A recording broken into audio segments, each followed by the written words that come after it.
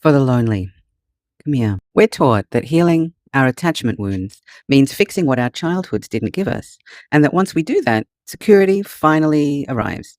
And there is some truth to that, but our capacity to love is so much bigger than just our families of origin, and it's bigger than our wounds alone. And the real trap is even closer to home than that. And that's the belief that romance, and only romantic partnership, is where love has to live. That being chosen or being half of a couple is the whole aim. It's the prize. It's the only way to feel secure. And this story keeps us dependent and transactional and small in what we're allowed to desire and to give and to receive. So here's what's actually happening in that. Romance has been doing a double duty in a culture that treats coupledom as the finish line or the golden prize, if you will.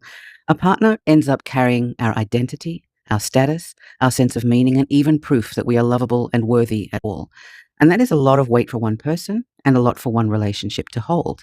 But decentering romance means finding a new place to put our love.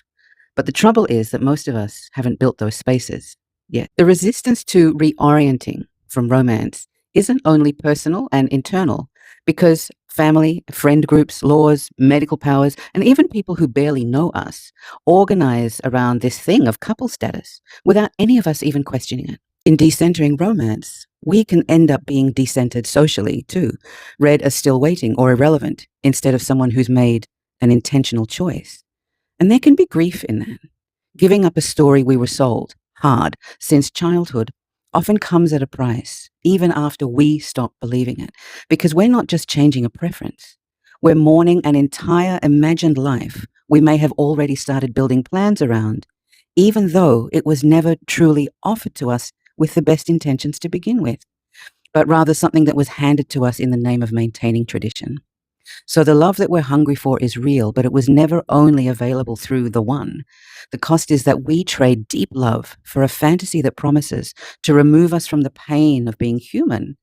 But the cost is real. Isolation, shame, and an entire rich life measured against a single outcome, even if it doesn't especially nourish us. The need to love and be loved is real, and so is our need to belong.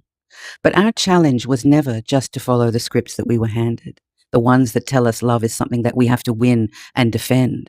Our challenge is to seek abundance by building the capacity to see and feel love from wider paths than only the ones that we were taught.